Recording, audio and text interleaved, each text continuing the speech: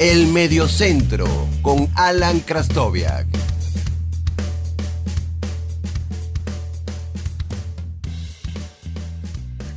Hola, mi nombre es Alan Krastoviak y les doy la bienvenida a un nuevo episodio de El Mediocentro.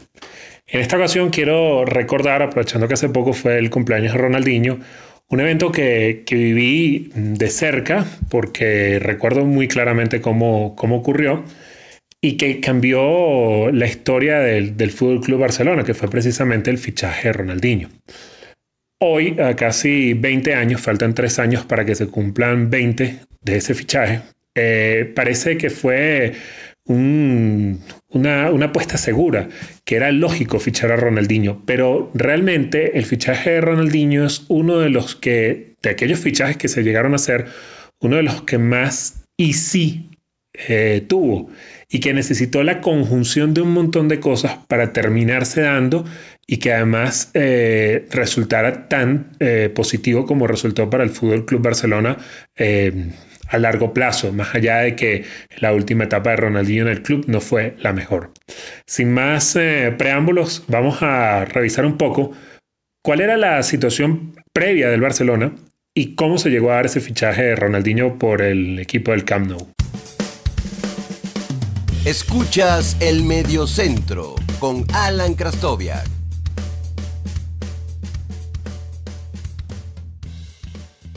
Primero que todo vamos a situarnos en contexto.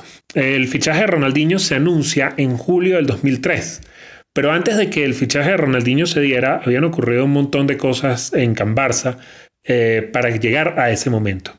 Lo primero que ocurre, y nos vamos a remontar hasta el año 2000, es la llegada a la presidencia de Joan Gaspar. En el año 2000, José Luis Núñez deja la presidencia del club, en la cual había estado desde el año 1978. Núñez es el presidente, más allá de que aglomera un montón de personas que lo adversan, es el presidente que moderniza el Barcelona, con el que llega Johan Cruyff, con el que se obtienen los primeros grandes éxitos y con el que el Barcelona acorta la brecha con el Real Madrid hasta convertirse hoy en un club que está a la par. Previa a la llegada de Núñez, esta diferencia era aún mayor. En el 2000, Gaspar se hace con la presidencia del club y el primer golpe que recibe es el fichaje de Figo por el Real Madrid. Es el primer paso que lo desestabiliza en la presidencia del club, y a partir de allí se toman una serie de decisiones deportivas que son vistas en retrospectiva, son graves errores. Con el dinero de Figo, que prácticamente era el mejor futbolista del mundo en ese momento, se ficha a Emmanuel Petit y a Marc Overmars desde el Arsenal. Overmars jugó varios años en el Barcelona, dando un rendimiento relativamente bueno, pero nunca llegando al nivel de Figo. Y Emmanuel Petit fue directamente un fracaso completo. De hecho, el francés en varias oportunidades se ha manifestado en contra del Fútbol Club Barcelona. Posteriormente, a la llegada de Figo, el Madrid anuncia nada más y nada menos que la llegada de Zidane, con lo que Joan Gaspar responde con el fichaje de Javier Saviola. Obviamente, en ese momento Saviola era un gran proyecto de futbolista, uno de los mejores futbolistas sudamericanos del momento, pero visto cómo evolucionó su carrera, es obvio que no estaba ni cerca de las prestaciones del francés, que muchos dicen que en algún momento llegó a estar cerca del Barcelona, pero nunca sabremos, a menos que él lo diga, si eso es cierto. Al año siguiente, Gaspar decide fichar a Juan Román Riquelme, y le entrega el equipo a Luis Van Gaal, en un regreso en el cual Van Gaal ya no era el mismo técnico aquel por el cual suspiraba toda Europa cuando llegó en su primera etapa al Barcelona, sino que era un Van Gaal bastante desgastado, quizás en el punto más bajo de su carrera. Y lo primero que hace es decirle a Riquelme: yo a usted no lo pedí, yo no lo necesito, ni tampoco me gusta cómo juega. La temporada del Barcelona es simplemente aciaga, y Gaspar tiene que tomar la decisión primero de cesar a Van Gaal y contratar al serbio Radomir Antić, que le da un poquito de organización al equipo y levanta la trayectoria del club, y luego de renunciar a su cargo.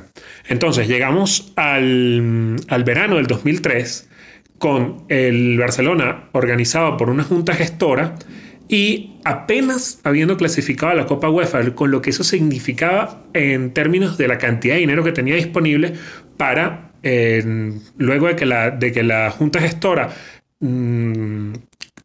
convocar elecciones, tener dinero para poder rehacer un equipo que obviamente necesitaba que se le metiera la mano, por decirlo de alguna forma.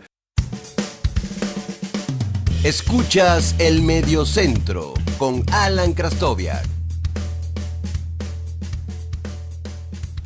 Lo primero que tenemos que hacer es contextualizar la realidad de Ronaldinho en el momento en el que ficha por el Barcelona en el verano del 2003.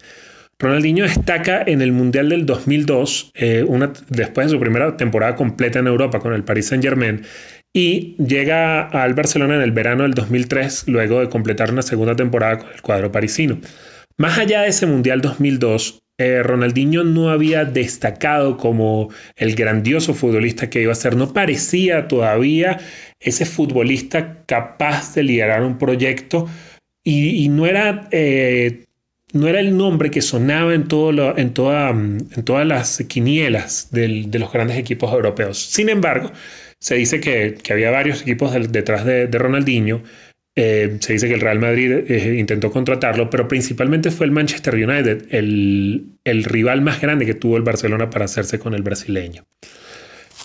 Volviendo al Barcelona, ¿qué había ocurrido? Se convoca elecciones y son las elecciones con la mayor cantidad de candidatos en la historia del club, 6 candidatos.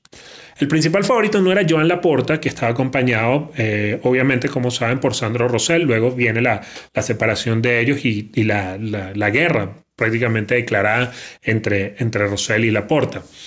El favorito era Luis Bassat, que tenía como gran base electoral a la llegada de Josep Guardiola como director deportivo del Barcelona, no como director técnico, como director deportivo. ¿Cuál es el golpe de efecto de Laporta para ganar las elecciones? ¿Qué fue el golpe con el cual cambiaron las encuestas? Laporta anuncia a través del Manchester United, el Manchester United quien hace un anuncio oficial de que ha llegado a un acuerdo con Joan Laporta, con la candidatura de Joan Laporta para el traspaso de David Beckham. Ya era otra historia si Beckham quería irse al Barcelona, pero ya Laporta tenía el golpe mediático que necesitaba para demostrar que podía traer estrellas al Barcelona. Recuerden, como les comenté anteriormente, que el club no clasificó a la Champions, sino a la Copa UEFA, y que eso significaba que tenía muy poco dinero para poder fichar porque no contaban con los ingresos de la Champions y además venían de una situación, el club estaba en una situación económica bastante complicada, más allá de que no tenían esos ingresos adicionales de la Champions. Algo totalmente impensado hoy, el Barcelona no logrando clasificar a la Champions League. Laporta revierte las encuestas, logra ganar las elecciones y con ese lema del círculo virtuoso donde decía que tenían que volver los cracks al Camp Nou, se lanza a la búsqueda de ese crack. Como todos saben, David Beckham no termina en el Barcelona, sino que termina precisamente en el Real Madrid, donde el jugador quería definitivamente fichar. El primer paso que dio Laporta fue elegir al técnico y salieron muchos nombres. Uno de ellos, el que estaba de moda en ese momento, era Ronald Koeman, que era entrenador del Ajax. Laporta dijo que él no iba a pagar un traspaso por un técnico, que era lo que tenía que hacer para liberar a Koeman del contrato, y buscó otro camino, siempre la vía holandesa. Se decía que Cruyff era su principal asesor a nivel deportivo y de hecho Johan Cruyff fue uno de los que apoyó la candidatura de Joan Laporta.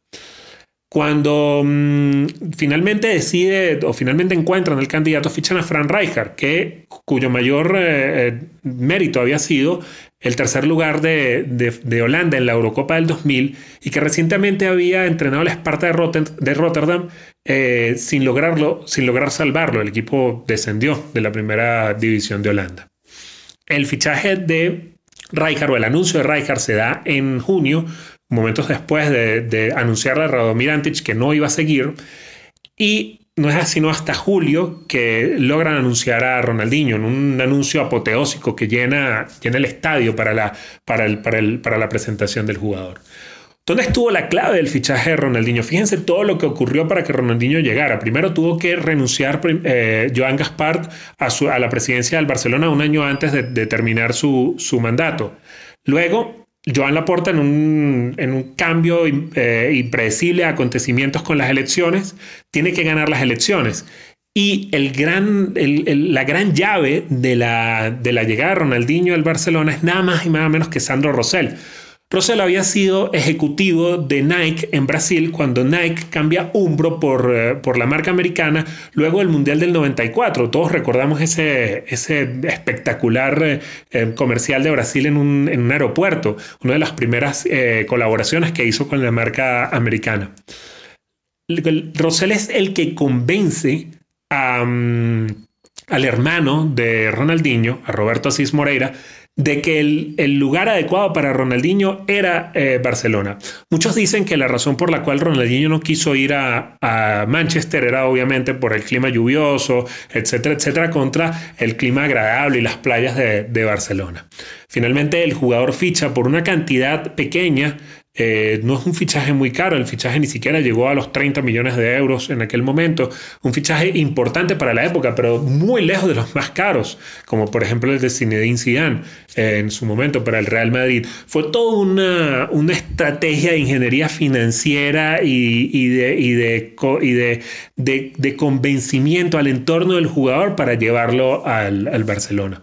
Como todos saben, la primera temporada del Barcelona fue dura. Los primeros 6 meses fueron bastante complicados hasta que logran traer a Edgar Davids en el mercado invernal y el equipo remonta el vuelo. La primera gran exhibición de Ronaldinho es en la segunda vuelta en un partido, en el clásico contra el Real Madrid, que el Barcelona gana 2-1 con un gol de Xavi para sentenciar el partido. Y allí es cuando se da el punto de inflexión en el cual el Barcelona toma quizás la supremacía en España, ese famoso puente aéreo que llaman. Una de las primeras imágenes que deja Ronaldinho en el Barcelona es el partido ante el Sevilla, en la noche del gazpacho. Para terminar este episodio dedicado al mago brasileño, tuvieron que hacer todo un movimiento alrededor del partido contra el Sevilla para poder contar con Ronaldinho. El partido se juega a las 12 de la noche. Por eso lo llaman el partido de la noche del gazpacho, porque se repartió gazpacho en el Camp Nou. Y Ronaldinho, en un partido que termina 1-1, anota un gol de los que hacía tiempo no se veía en el Camp Nou. Se llevó a un par de jugadores y disparó desde lejos en un remate que fue a la escuadra. Siendo esa la primera carta de presentación de Ronaldinho en el Fútbol Club Barcelona.